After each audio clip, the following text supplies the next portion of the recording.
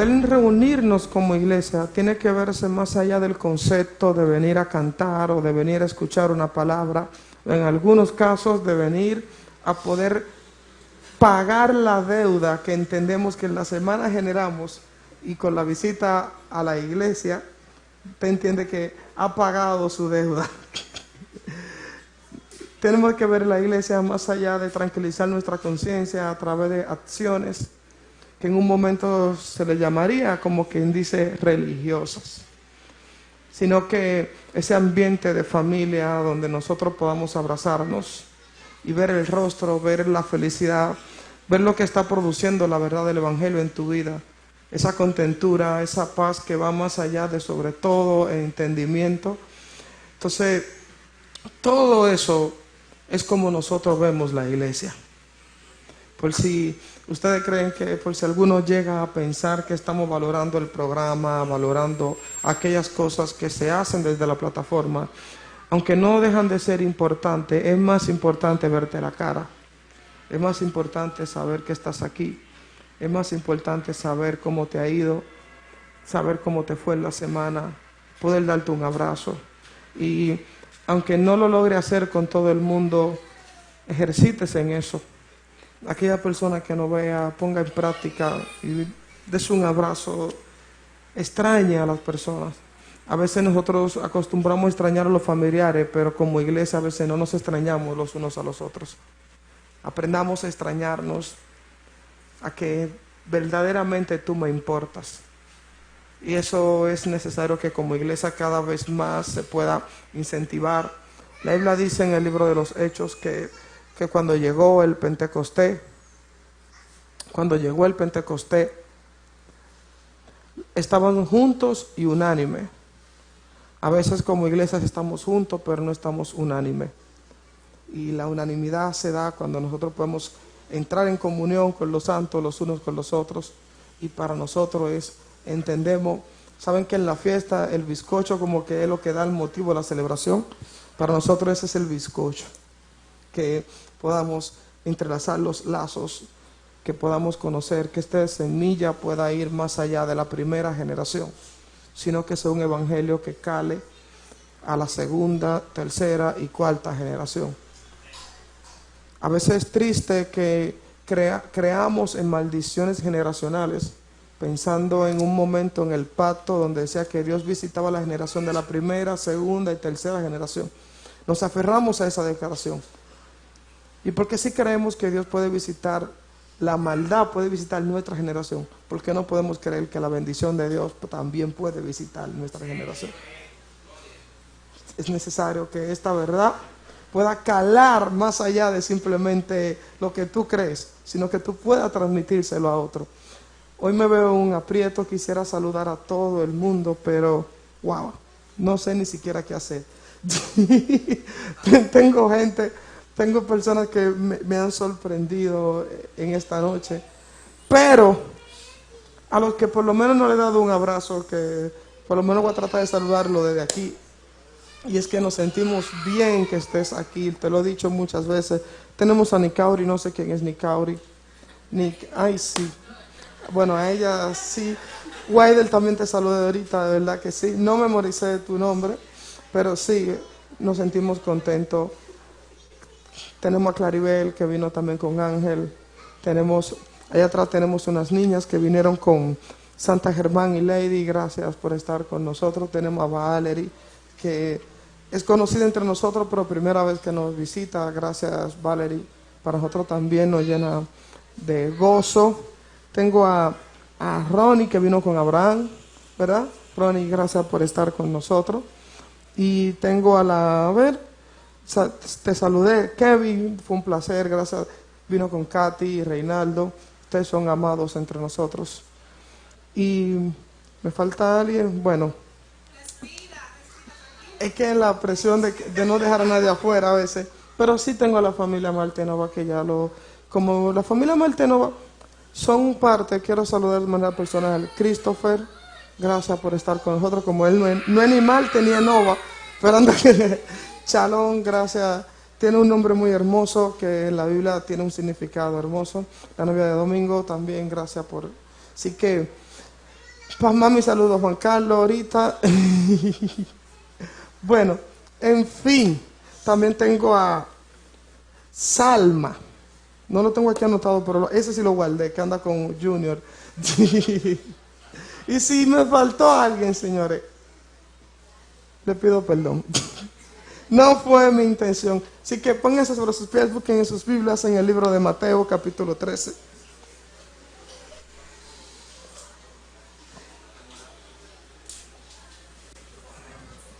Tratamos de hacer un recorrido por todo, señores, pero si alguien se nos perdió, perdónenos la vida. El libro de Mateo, capítulo 13. Estamos en la tercera enseñanza del trimestre que empezó. Estamos hablando de lo que es la iglesia madura. Como la importancia, la necesidad de nosotros madurar como iglesia y de que no nos quedemos simplemente no nos quedemos simplemente en el estatus de nacer. Y vamos a leer hoy unos cuantos versículos de la parábola del sembrador. Mateo capítulo 13.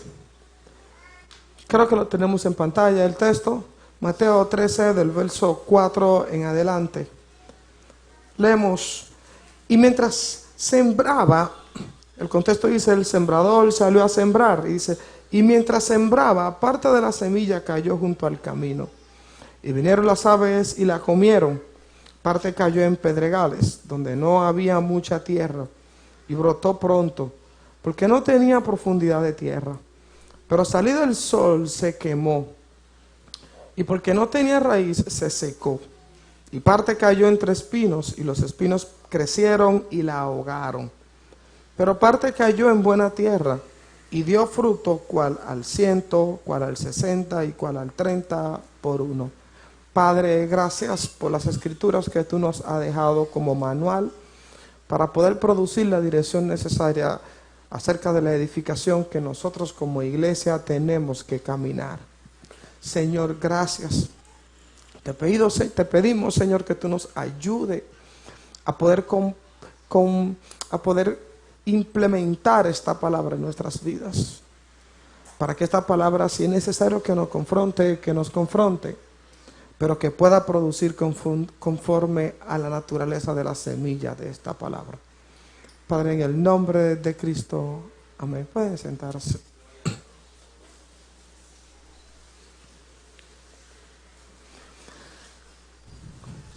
Miren, uno de los desafíos que nosotros venimos hablando como iglesia ahí es que hay algunos temas que se repiten entre los grupos pequeños. Los grupos pequeños no son aquellos que se crean de manera intencional, sino a veces en reuniones donde nos reunimos 2 o 3, a veces hasta de manera improvisada. Y hay una gran pregunta que gravita en nuestra mente y constantemente estamos buscando cómo podemos entender y aplicar una solución.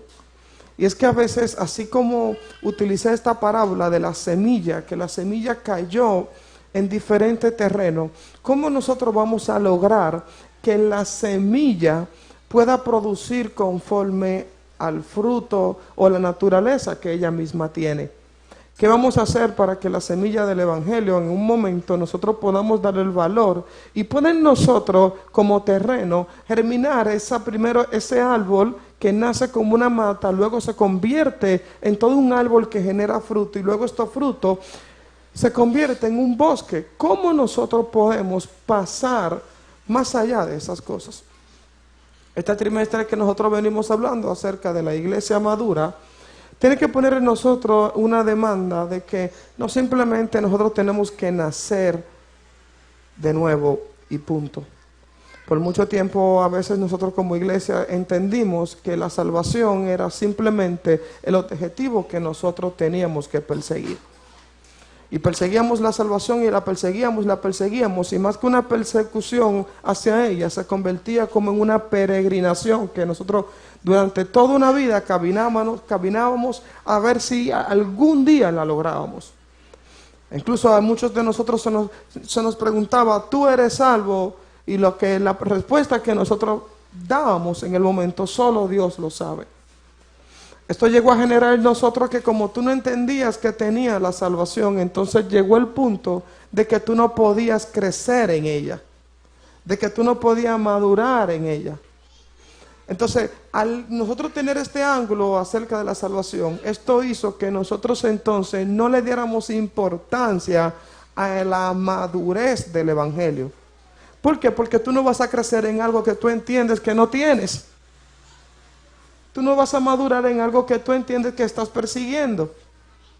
Entonces, eso creo que nosotros como hijos de Dios, fuimos hijos de Dios, salvo, pero estuvimos con un comportamiento de niños.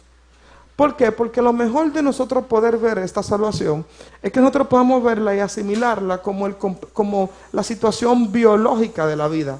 Cuando un hombre se llega a una mujer que injerta su espermatozoide, que este fecunde el óvulo, entonces este empieza a generar una vida dentro. Esta vida crece y cuando él nace, no nace siendo grande, nace siendo niño. Por lo tanto, cuando usted se acerca a Dios, que nació de nuevo, la mejor explicación de esas primeras etapas es que usted es un niño. ¿Qué usted es? Usted es un niño. Por lo tanto, durante toda esa etapa, usted va a reflejar los actos que un niño refleja. Y la mejor forma no es que yo venga y le defina por las escrituras qué etapa tiene un niño o de qué forma se comporta un niño, sino que la mejor forma es que usted vea cómo, principalmente aquellos que han tenido niños, cómo los niños se comportan. Durante esta etapa vemos que los niños son llorones. ¿Qué hacen los niños? Lloran. Hay que cargarlo. Hay que darle la comida. Hay que estar constantemente cuidando para que él, por un descuido, no se muera. Hay que estar cambiándole los pampers. Hay que estar aceptándolo, que el niño se te orine en el piso, que el niño de fe, que a veces, en cualquier momento, que te ensucie la ropa. Ahora, extrapole este comportamiento a la vida de la iglesia. Usted en la etapa de niño, usted va a tener todo ese comportamiento. Va a llegar un momento donde usted va a recibir mensajes constantemente para poder provocar que usted venga a congregarse. Va a recibir mensajes constantemente para provocar que usted se inscriba en uno de los discipulados. Va a recibir mensajes constantemente para preguntarte, ¿cómo estás? ¿Cómo te sientes? ¿Qué pasa que no te vi? Y vas a recibir, y si tú estás en la etapa de niño, te vas a sentir incómodo cuando pase la semana que alguien no te escribió. Y por no escribirte, si te sientes mal, entonces eso puede decir que tú estás en la etapa de niño. Pero el niño siempre tiene a alguien que lo cuida. ¿Y cuál es ese alguien? Un adulto. Entonces la niñez nosotros tenemos que definirla de varias formas. La primera forma es que la niñez en un momento responde a una etapa. ¿En qué momento responde una etapa? Cuando su etapa biológica es normal que él, por la edad que tiene, tenga cierto comportamiento.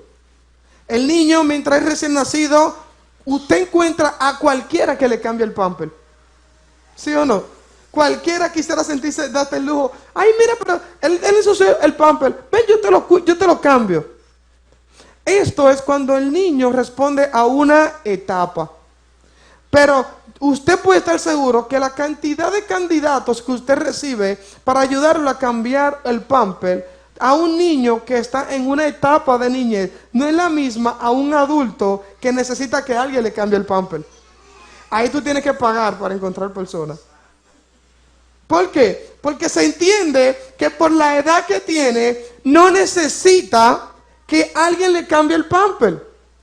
Pero ¿qué pasa? Así como la niñez responde a una etapa, también la niñez puede responder a una condición o a un estado. ¿Y en qué momento la niñez deja de ser una etapa y se convierte en una condición? Cuando usted, teniendo edad de adulto, sigue siendo, dígalo usted, sigue siendo niño.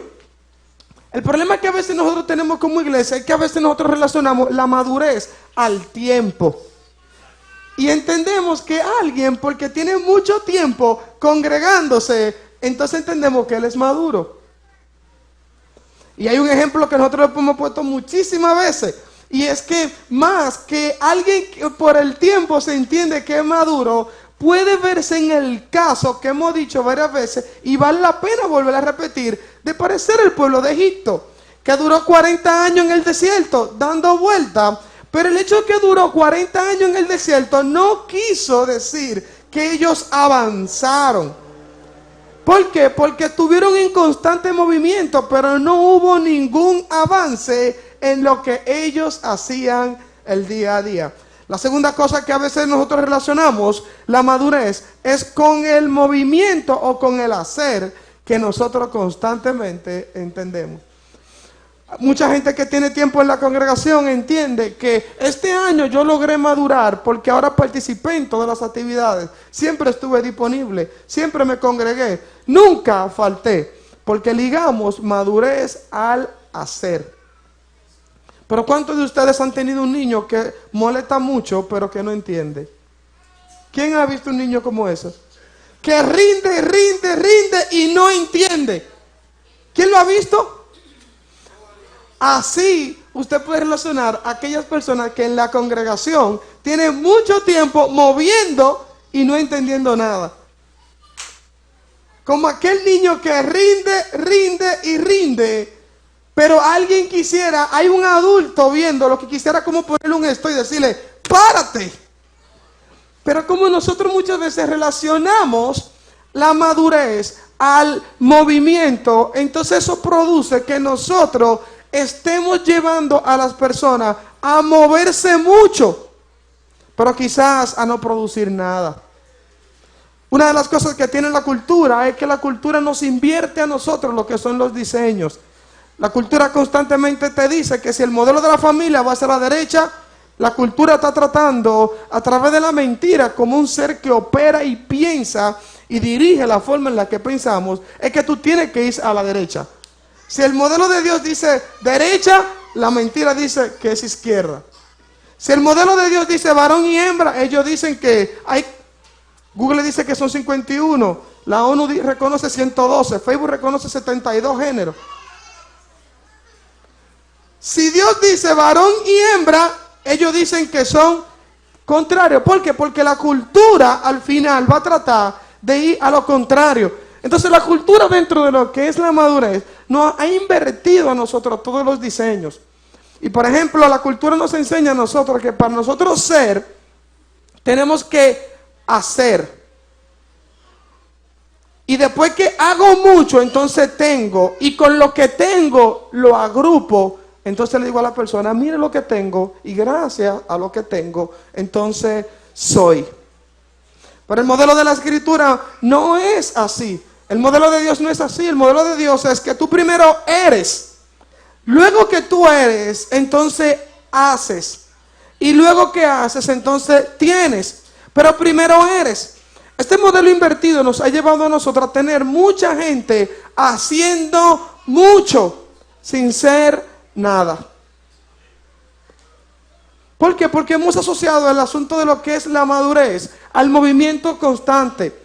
Entonces nosotros como iglesia, tiene que haber en nosotros primero un sentido de urgencia, de poder nosotros transicionar del estado de niñez. ¿Por qué? Porque muchos de nosotros respondemos a una etapa, pero existen algunos que más que una etapa han construido toda una habitación y se sienten cómodos, le han puesto aire y han convertido la niñez en un estado cómodo y han querido perpetuar algo que debería corresponder a una etapa y se ha convertido en la forma de vida en la que pienso, en la que actúo, en la que me dirijo, en la que hablo, en lo que hago. Todo es basado muchas veces desde una etapa de niñez. Entonces a veces nosotros le decimos niño al nuevo convertido, pero lo peor es que en verdad el nuevo convertido puede ser un niño. El problema de esto es que a veces quien se lo dice es alguien que tiene 20 o 25 años. Pero ese que tiene 20 o 25 años muchas veces es aquel que hay que estar cambiándole los pampers. Es aquel que hay que estar dándole la comida. es aquel que hay que estar poniendo el biberón. ¿Por qué? Porque constantemente vive quejándose. La mejor forma de usted saber en qué etapa usted está, no es algo que yo por nombre empiece a definirle, decirle tú Pedro, tú Juan, tú María, tú eres un niño. No, es que usted entienda cuáles son los deseos de su corazón basado en la acción en la que usted ama, y usted se va a dar cuenta a qué etapa usted corresponde. Y podemos hablar de alguna práctica de manera eclesiástica. Cuando usted constantemente que vive jompeándolo para que usted pueda accionar a favor a la causa del propósito, entonces usted es un niño. Cuando a ti constantemente hay que estar diciéndote que tiene que llegar temprano o que tiene que venir, usted es un niño. Cuando usted constantemente que está diciéndole a usted las cosas que tenemos que hacer o los compromisos que tú mismo asumiste y hay que estar recordándotelo constantemente, usted es un niño. Cuando usted está constantemente acariciando las cosas que no corresponden a la edad que usted tiene, usted es un niño. Cuando usted ve el niño anda detrás de dulce, anda detrás de las cosas que hasta le hacen daño. Cuando usted constantemente está consumiendo cosas, usted es un niño. Cuando esas cosas lo que le hacen daño, cuando usted está detrás del azúcar, detrás de algunas cosas que no producen nada, entonces que usted es un niño. Entonces nosotros tenemos que cuidar en qué etapa nosotros estamos, porque es posible que nosotros, de acuerdo al tiempo, creamos que nosotros somos adultos, pero nuestros deseos son de niños. Así como el adulto necesita que un niño, cuidar a un niño, es necesario que nosotros entendamos que tenemos que transicionar de la niñez a la etapa de adulto. ¿Por qué? Porque estas cosas constantemente la iglesia demanda de ellos. Decíamos en la enseñanza pasada que la Biblia dice que la creación gime esperando la manifestación de los hijos. Dijimos que la Biblia menciona 3 tipos de hijos. Menciona el hijo que es un niño, que en los términos que usted utiliza se llama nepio. El niño que es un adolescente, pero aquel hijo que es el hijo maduro. La iglesia o la tierra no está esperando la manifestación de los hijos que son niños, sino de los hijos que son maduros. ¿Por qué? Porque el hijo maduro es aquel que es una amenaza para el sistema. El hijo maduro es aquel que atenta contra los pensamientos del enemigo. Es aquel que va contrario a la verdad de este mundo. Es aquel que va contrario a las cosas que el mundo a nosotros nos adapta. Muchos de nosotros, por vivir en la etapa de niño, no le hacemos nada al sistema. ¿Por qué? Porque el sistema nosotros a veces lo que nos utiliza hasta de maniquí. ¿Por qué? Porque nos utiliza para transportar las ideas que ellos constantemente están estableciendo para establecer su diseño y para gobernar aquellas cosas que nosotros constantemente nos quejamos, pero por falta de madurez se la hemos entregado para que sea Él que la dirija y sea Él que ponga los preceptos que van a gobernar la forma en la que nosotros pensamos, hablamos, nos dirigimos, nos comportamos, criamos y establecemos como comportamiento normal aquellas cosas que nosotros ni siquiera la decidimos, porque nos pusieron a nosotros a llevarla, y como oveja al matadero nadie dice nada. Entonces, ¿qué vamos a hacer nosotros para que esto pueda producir conforme a lo que necesitamos nosotros? Hablé de las semillas, Señor.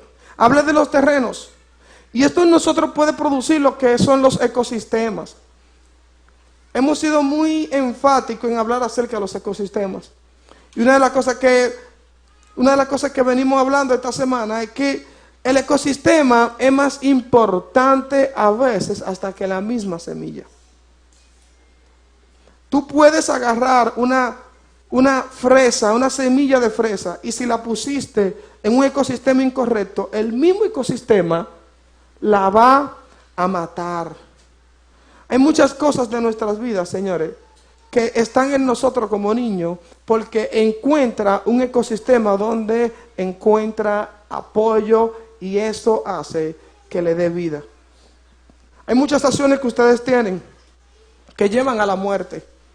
A veces nosotros operamos desde la mentira, con pequeñas acciones, Pero estas mentiras en nosotros nos gobiernan, porque cada vez que viene una semilla de mentira en nuestro terreno, Él encuentra el ecosistema para poder crecer esa semilla.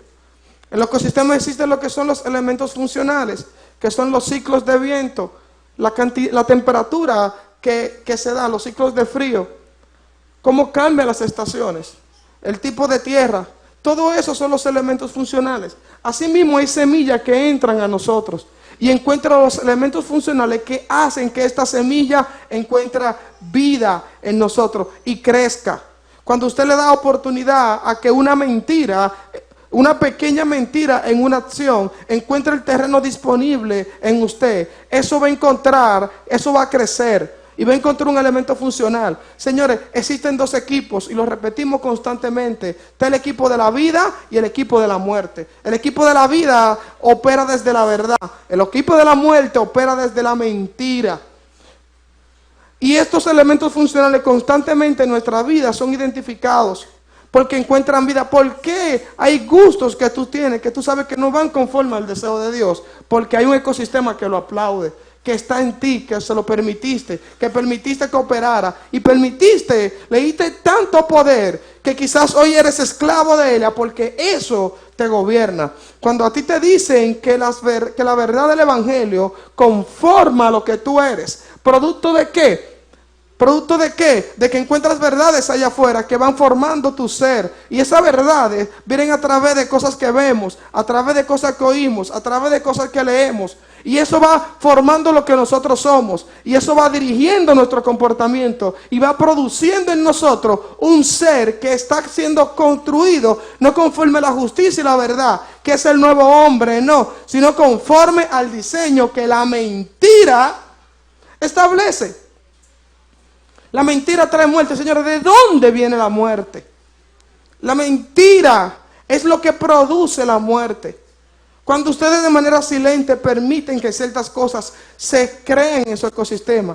Yo creo que la mejor forma que nosotros podemos para poder cuidar esta vida, Señor, la mejor forma que nosotros podemos hacer para cuidar esta vida es cuidar, es convertir nuestro entorno como si fueran los invernaderos. ¿Ustedes han visto los invernaderos? Los invernaderos los cierran, lo tapan para buscar la forma de que no haya ningún elemento que haga perder la semilla. Para que no haya ningún elemento que eche a perder el fruto. Nosotros tenemos que poner empeño en lo que somos. Para que no exista ningún elemento que cuide y que haga destruir nuestro terreno. Yo me propuse, haga su compromiso, pero yo me propuse cuidar aquellas cosas que oigo, cuidar aquellas cosas que veo, no permitir que alguien de afuera venga a injertar una semilla que haga destruir y que cree en mí una mentira que lleve a mí a ciertas áreas de mi vida, que la lleve a la muerte. La muerte es producto de todas esas semillas. Entonces, ¿cómo nosotros vamos a crear que este ecosistema, generar un ecosistema de nosotros que sea tan fuerte que cuando haga una semilla que no vaya conforme a ese sistema, ¿qué hace el ecosistema? Cuando las semillas no van conforme a ese ecosistema, la mata. ¿Cómo tú puedes ser tan fuerte que cuando vengan esos elementos de mentira, cuando venga ese mensaje que viene y te tira y te lanza, y cuando viene que encuentre ese terreno en ti, cómo tú puedes ser tan fuerte que el ecosistema que tú has creado la mate?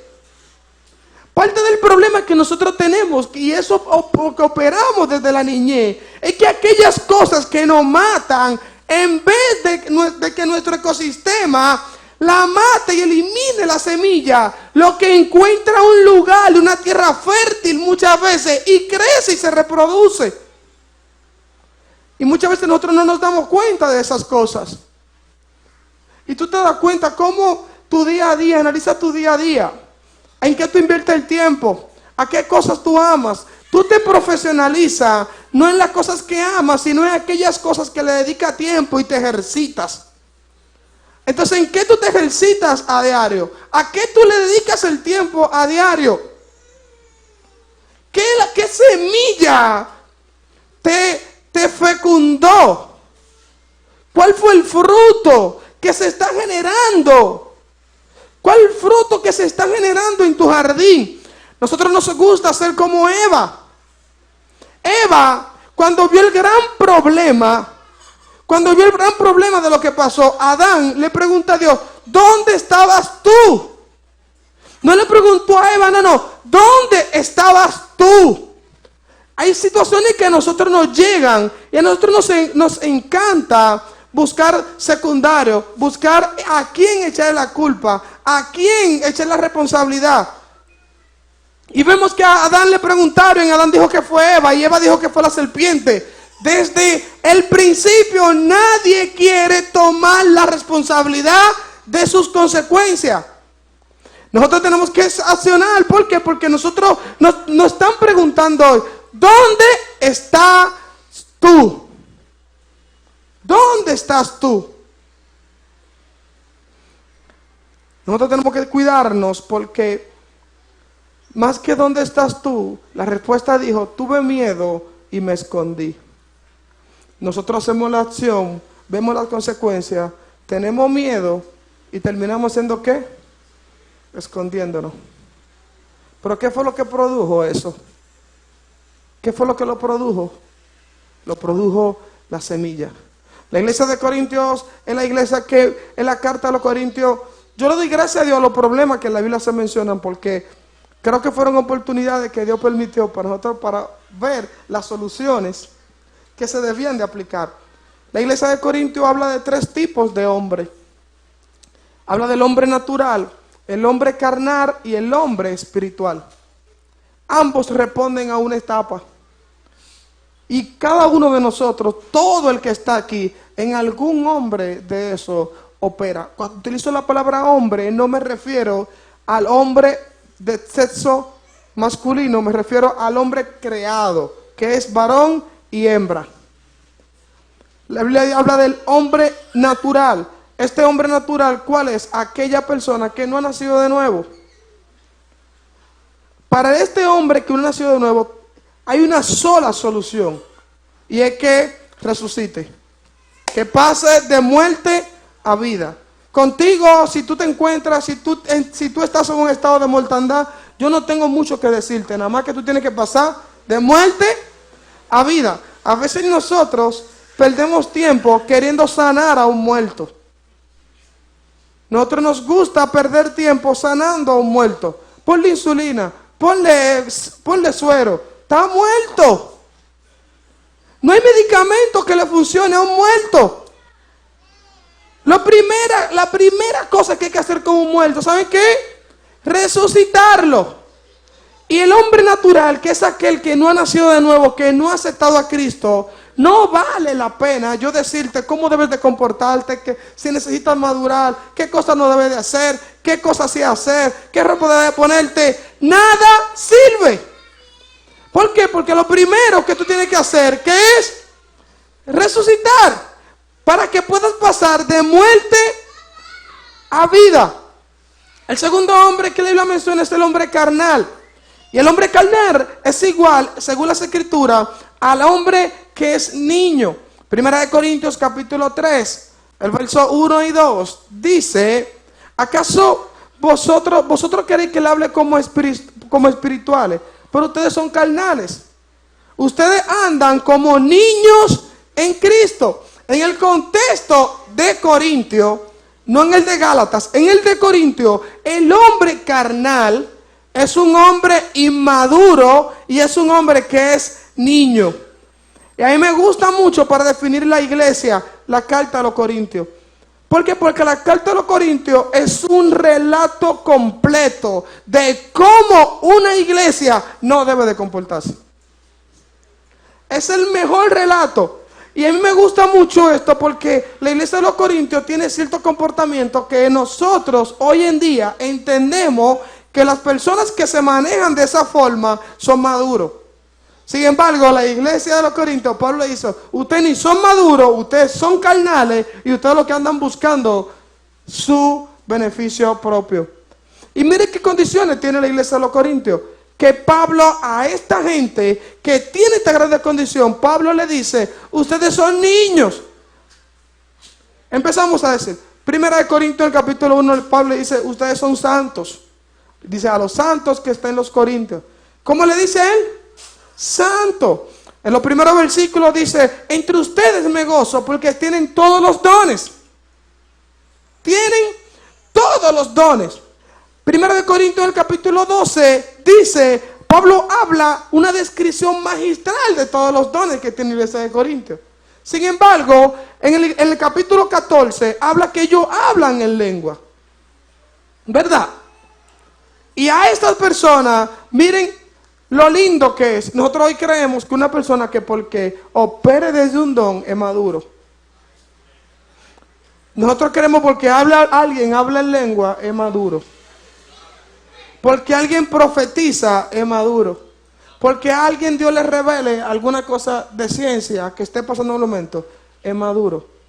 Sin embargo, la iglesia de los Corintios tenía todas estas condiciones. Todas estas condiciones. ¿Y cómo Pablo empieza a atacar a la iglesia de los Corintios? Capítulo 1 empieza diciéndole, ¿acaso Cristo está dividido? Uno dice que soy de Pablo, otro dice que son de Pedro, otro dice que son de Apolo. ¿Acaso Cristo está dividido? La primera carta, en el primer capítulo, capítulo 3, empieza a decir, entre ustedes hay disensiones, hay contienda. ¿Pero quiénes son estos? El que tenían todos los dones, al que le llamaron santo, a los que hablaban en lengua, a los que profetizaban, a los que tenían apóstoles.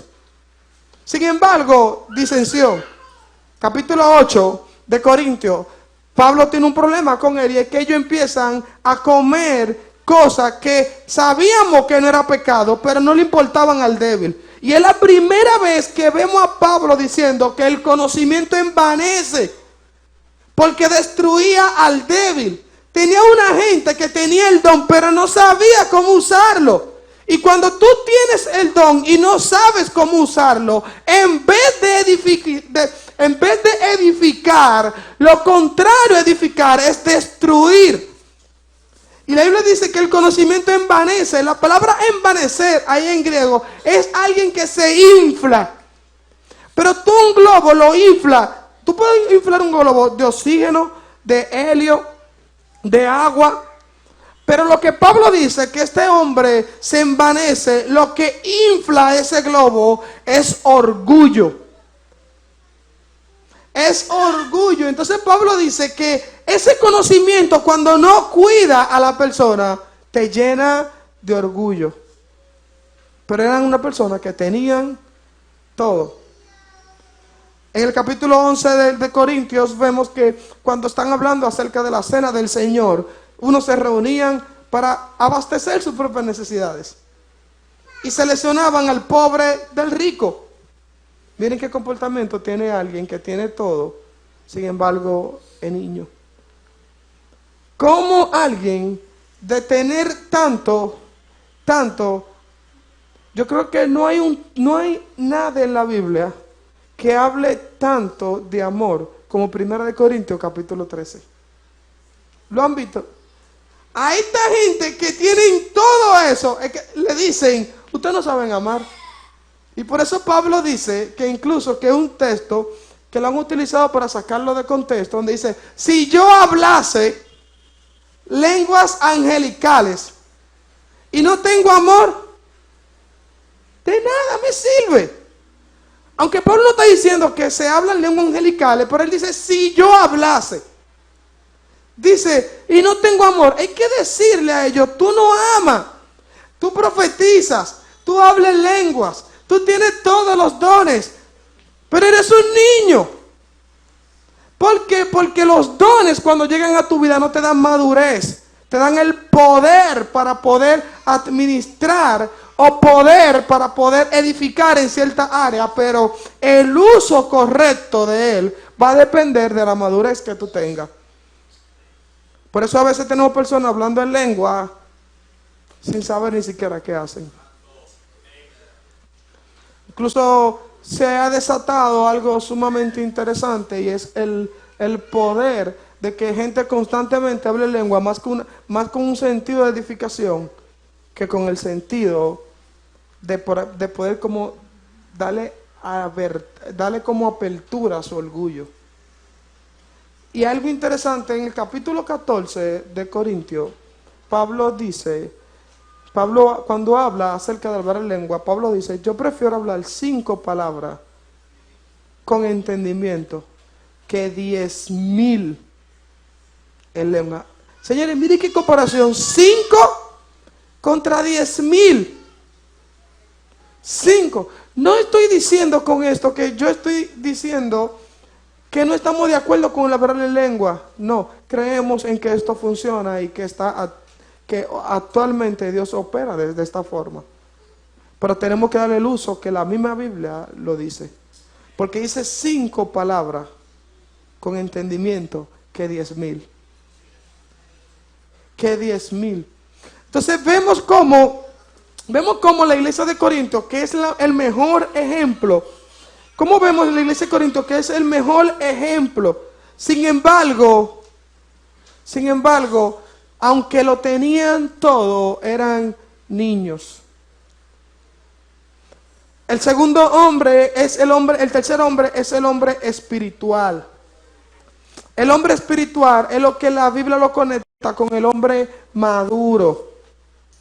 Tú eres un ser espiritual.